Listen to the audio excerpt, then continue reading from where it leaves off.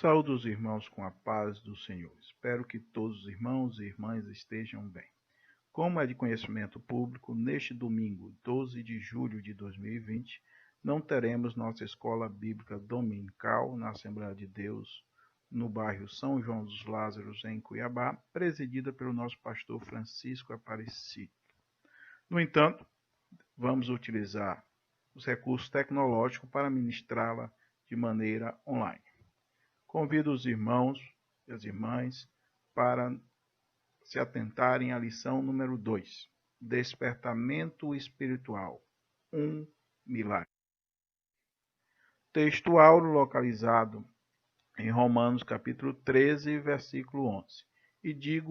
Isto digo, conhecendo o tempo que já é hora de despertarmos do sono, porque a nossa salvação está agora mais perto de nós do que quando aceitamos a fé. Romanos capítulo 13, versículo 11. Verdade prática, o despertamento espiritual é uma consequência da submissão à vontade de Deus. Leitura bíblica em classe encontra-se em Esdras capítulo 1, versículo 1 a 7, Neemias capítulo 1, versículo 1 a 3. Esdras capítulo 1.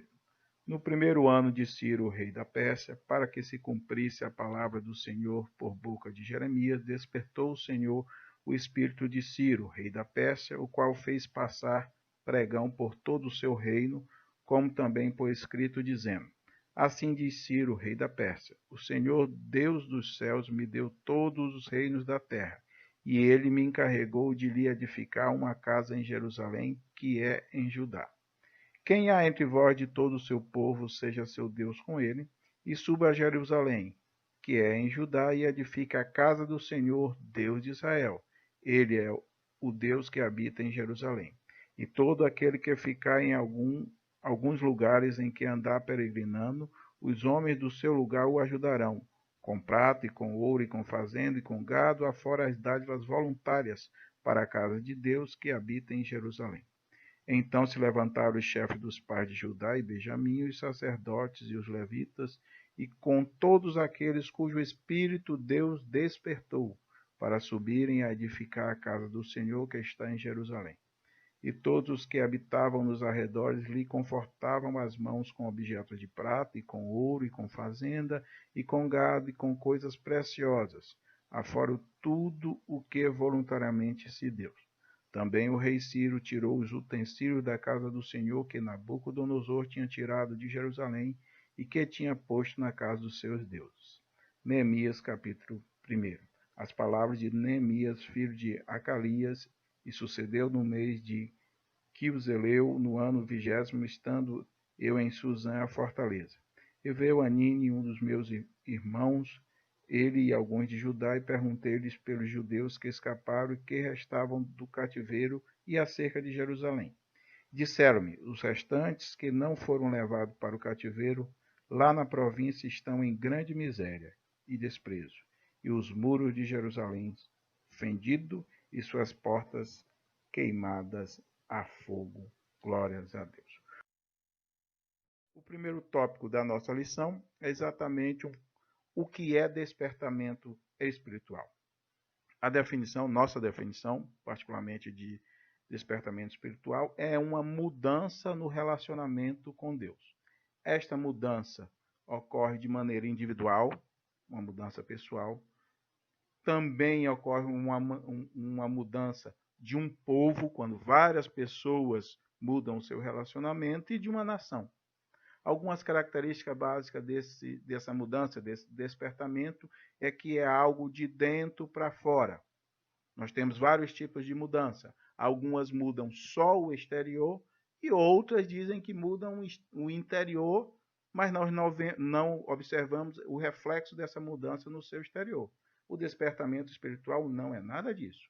O despertamento espiritual é uma mudança que ocorre no interior do ser humano, mas que se revela no seu exterior através das ações do seu dia a dia. Mesmo porque, como está registrado em Lucas capítulo 12, versículo 2, tudo que está encoberto será revelado.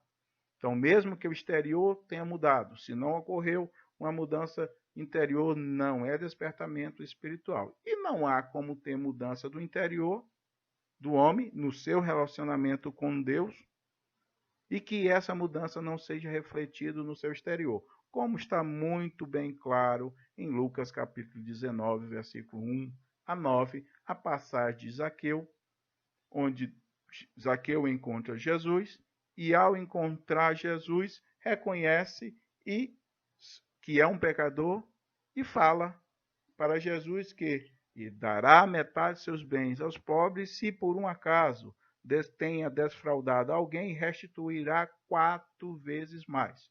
Ali nós observamos um despertamento espiritual de Zaqueu. Houve uma mudança no seu interior que foi refletida no seu exterior.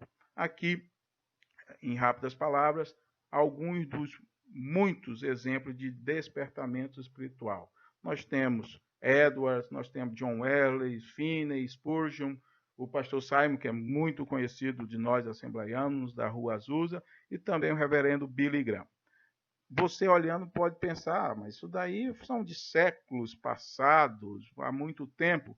Peço que vocês tirem um tempinho, já que nós estamos um maior tempo em nossas casas, pesquisem sobre o avivamento de Smithton. Aconteceu em 1996. Então, o despertamento espiritual aconteceu no passado, mas acontece hoje em dia pela misericórdia do nosso Senhor Jesus Cristo. E este despertamento, esta mudança interior, com reflexo no nosso exterior. Mas por que o despertamento espiritual é um milagre? 3 pontos básicos que quero comentar com os irmãos. A primeira característica que o faz ser um milagre. Por mais que nós tentamos fazer esse despertamento espiritual, isto não vem do homem, é de Deus, porque sua origem é divina. Vamos observar na nossa própria leitura bíblica em classe, Esdras capítulo 1, versículo 12, onde o rei Ciro, rei da Pérsia, emitiu um decreto falando que ele, Ciro, rei da Pérsia, tinha uma incumbência dada pelo Senhor Deus dos céus, o Deus de Jerusalém, que está em Judá. Então Deus utilizou Ciro, que não era rei de uma nação pagã, mas como predito em Isaías, 180 anos antes, Deus iria usar Ciro como seu servo para mover as correntes para que houvesse um despertamento do povo de Deus, para que não pairasse dúvida de quem é o responsável pelo avivamento espiritual. Isaías capítulo 45, versículo 1 a 4, está escrito: assim diz o Senhor ao meu ungido a Ciro, a quem tomo pela mão direita para bater as nações diante da sua face, e discernir os lombos dos reis para abrir diante dele as portas, e as portas não se fecharão. É Deus agindo através de Ciro. Então, o avivamento espiritual é um milagre porque a sua origem é divina. Nós não podemos explicar, nós podemos sim orar, pedir, clamar, suplicar, mas a origem do avivamento espiritual é divina. E para que não pare dúvida, Deus usou Ciro, rei de uma nação idólatra, para, através do seu poder, permitir esse avivamento espiritual que nós vemos em Esdras e Neemias. A segunda característica que faz com que o avivamento espiritual seja um milagre é o objetivo desse avivamento, que é promover a restauração religiosa e moral. Como estava Jerusalém à época da invasão de Nabucodonosor? Isaías, capítulo 1, narra com bastante cuidado essa situação. Israel tinha voltado as costas para Deus. Não queria ser chamado de nação santa. Estava toda enferma, fraco, com seu coração fraco. A planta dos pés até a cabeça não existia coisa alguma sã, senão feridas, inchaços e chagas podres, não espremidas, nem ligadas, nem amolecidas com óleo.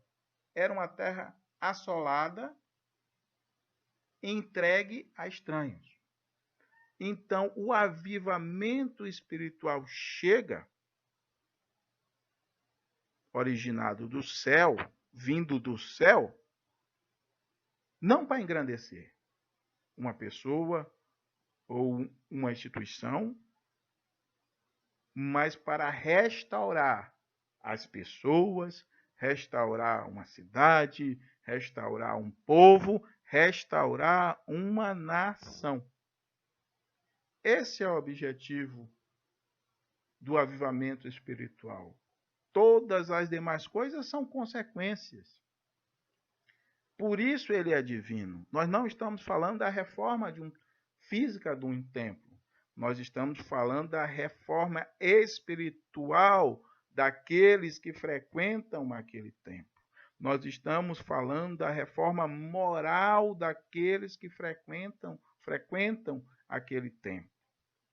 E isso não se dá se não for através do Espírito Santo que vem dos céus. Porque não é uma mudança externa, é uma mudança interna. Por isso que é um milagre. Por sua origem é ser divina e seus objetivos só serem alcançados através do Espírito Santo. Porque o que muda o nosso relacionamento com Deus, a nossa religiosidade, é o Espírito Santo.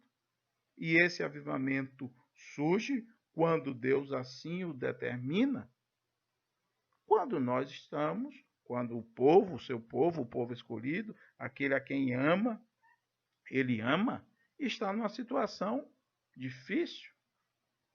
No caso aqui de Israel, tinha praticamente abandonado. E nós temos na Bíblia Sagrada inúmeras situações. Mas quando Deus determina esse avivamento espiritual, ele começa da seguinte maneira. Esdras capítulo 1, versículo 3, nossa leitura bíblica em classe. Olha o que está escrito. Através de quem vem? Nós sabemos que a origem é dos céus, é de Deus, uma origem divina. Mas quem vai promover este avivamento espiritual? O povo de Deus. Quem há entre vós de todo o seu povo, que seja seu Deus com ele, e suba a Jerusalém, que está em Judá, e edifique a casa do Senhor de Israel.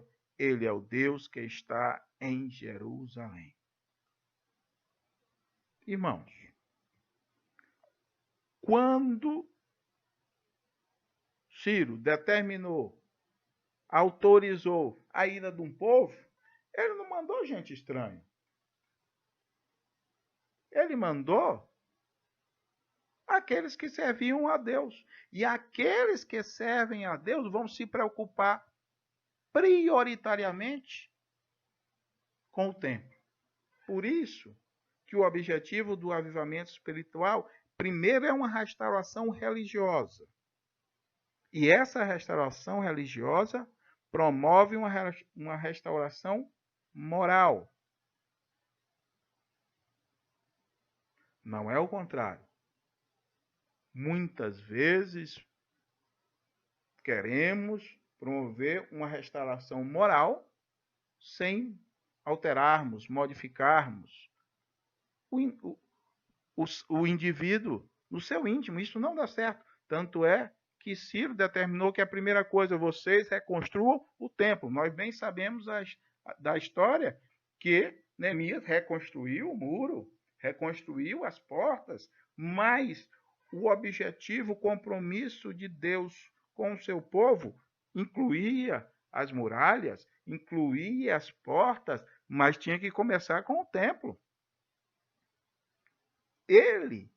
O templo, o local de adoração, a adoração, aqui esse templo representa a adoração, é o centro desse avivamento.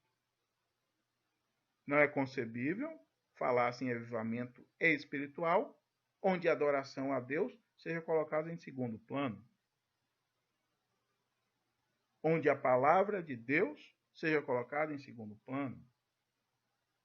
Olha a preocupação de Ciro, dada por Deus, que vão para Jerusalém, edifiquem a casa do Senhor. E não só Ciro se preocupou com a edificação do templo, mas olha o que está escrito em Esdras 1:7, continuando também na nossa leitura. Também o rei Ciro tirou os utensílios da casa do Senhor que Nabucodonosor tinha trazido de Jerusalém e que tinha posto na casa dos seus deuses. Então, o avivamento espiritual tem o objetivo de uma restauração religiosa e moral, mas está centrado na adoração a Deus. Não é movimento, não é modismo.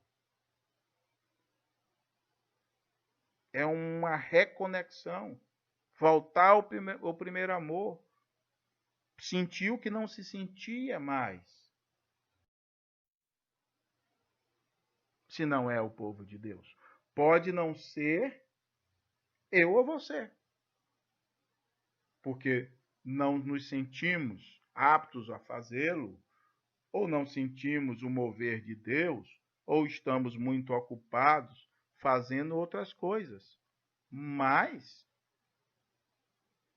é o povo de Deus que vai fazer. Se não é o povo daqui, da nossa congregação, do nosso bairro,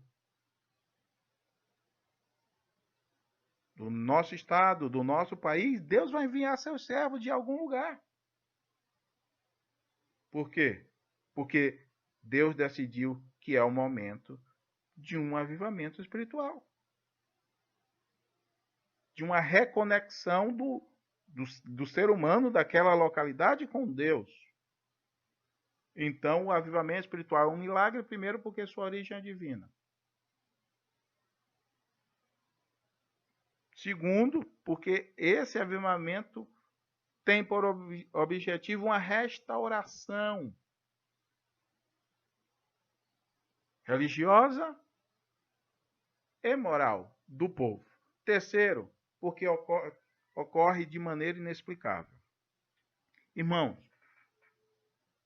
nós bem conhecemos a palavra, bem conhecemos a Bíblia Sagrada, em especial o livro de Neemias. Recomendo aos irmãos, às irmãs, nesta situação tão adversa por qual nós estamos passando, com certeza você tem os seus problemas, e muito se fala de recomeço, já se fala em pós-pandemia, os cultos pós-pandemia, as empresas pós-pandemia, o relacionamento pessoal pós-pandemia, está se falando de um novo momento, de uma reconstrução, ou no mínimo de uma reconfiguração. Então vamos, se o irmão, se a irmã tiver um pouco de tempo, lê Neemias. Leia Neemias, observe. E nós vamos ver que o que aconteceu ali é um milagre. Porque pessoas que tinham a mesma origem quanto a povo, o povo, mesma origem, povo escolhido por Deus, se reuniram em um trabalho voluntário. Ninguém ali estava recebendo. Como o próprio Neemias, muitos deixaram os seus afazeres. Como nós lemos aqui em Esdras, capítulo 5. Então se levantaram os chefes dos pais de Judá e Benjamim, os sacerdotes, os levitas, com todos aqueles cujo espírito Deus despertou para subirem a edificar a casa do Senhor que está em Jerusalém. Era um trabalho que não se explica. Por isso que o Evangelho fala, a nossa Bíblia fala, a Bíblia Sagrada fala, Porque o evangelho é loucura. Porque não se explica você dedicar tanto tempo a esse evangelho, você deixar muitos daqueles que são chamados, seus afazeres do dia a dia, para se dedicar à obra de Deus, deixar sua vida profissional para se dedicar à obra de Deus. É um trabalho onde a nossa recompensa, como bem nós sabemos, é os céus. São as mansões celestiais. Então se trabalha de maneira voluntária. Mas, embora seja um trabalho voluntário, é um trabalho bem organizado. Por quê? Porque o Espírito Santo, o mesmo Espírito, move-se em todos. Não há confusão. Não há desunião. Pelo contrário, há organização todos juntos. Alguns foram, como está escrito em Esdras, alguns foram trabalhar, outros que habitavam na redondeza não podiam ir, mas contribuíam com prata, com ouro, com fazenda, com gado. Isto é um sentimento de união, de amor fraternal, de dedicação à causa, que é inexplicável. Também, uma outra característica do avivamento espiritual é que ele é feito e com vigilância e oração. Algo muito, muito importante. Nós não estamos para brincadeira. Estamos em guerra, os irmãos e as irmãs bem sabem. Mas esse despertar para esta guerra, algumas frases, irmãos, muito ditas pelo povo de Deus caíram no esquecimento, que nós voltamos a usá-la. Exemplo, se Deus quiser. Quantos planos eu e você tínhamos feito para esse ano, no início do ano, no final do ano passado, e nos esquecemos que isso iria ou não acontecer se Deus assim o permitisse. Então, essa situação que se abateu sobre nós também tem esse aspecto que nos leva a essa condição que nós observamos no avivamento espiritual, observado naquele momento.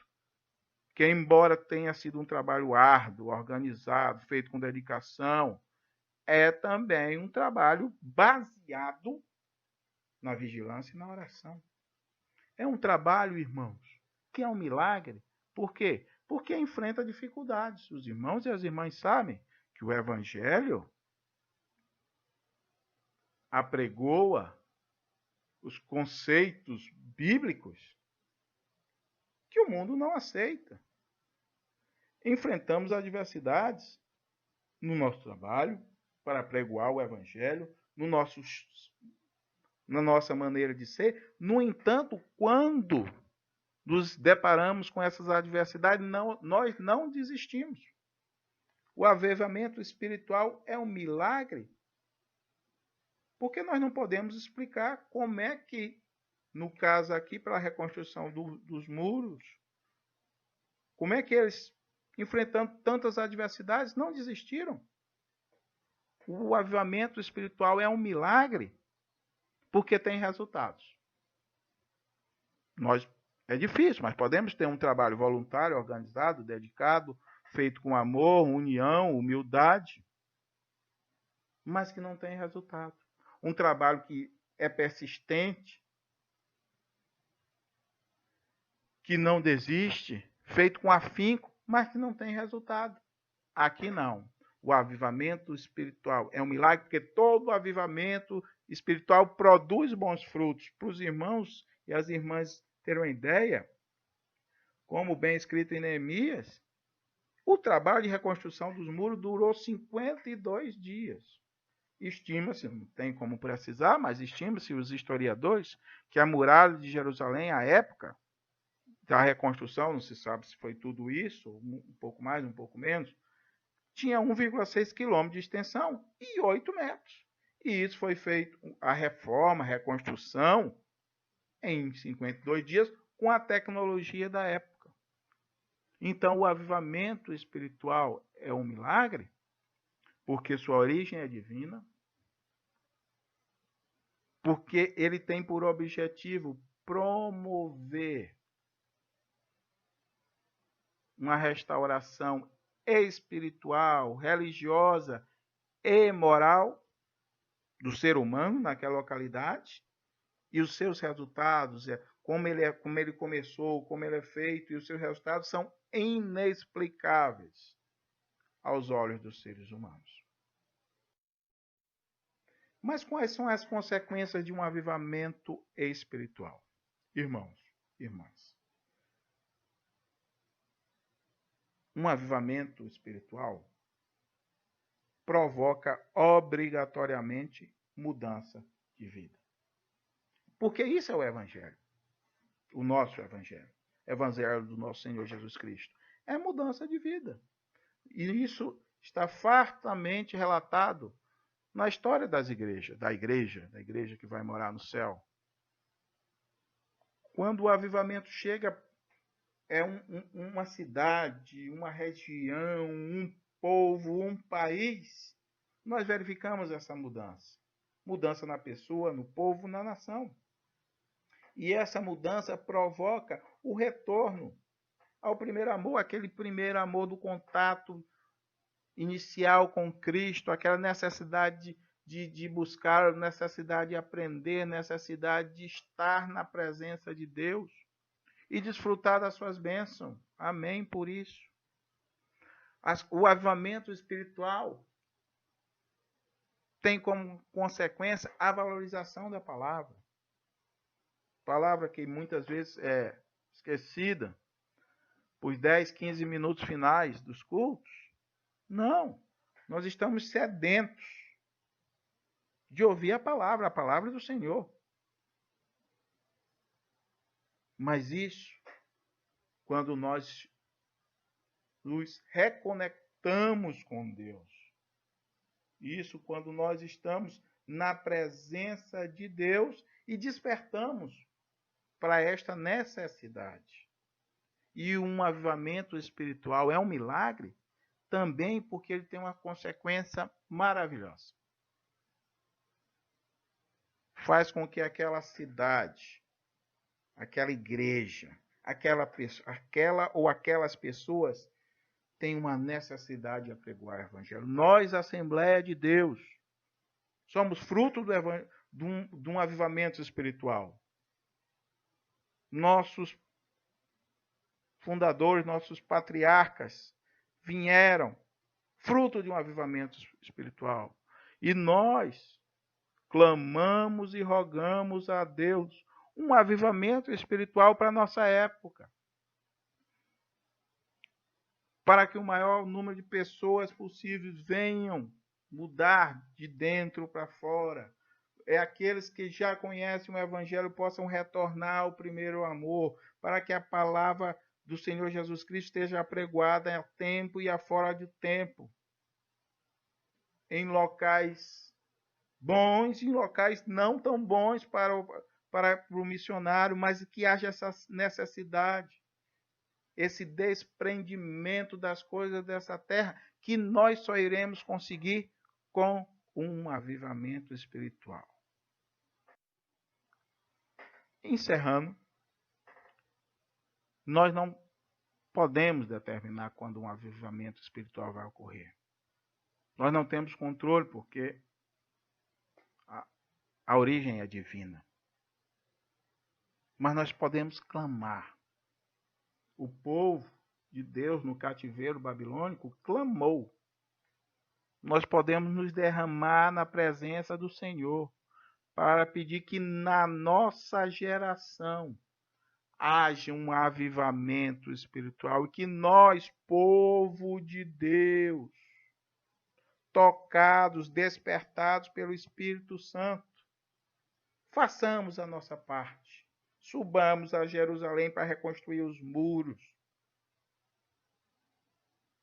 Que a graça do nosso Senhor Jesus Cristo, o amor de Deus e a comunhão do Espírito Santo estejam com todos nós. Amém.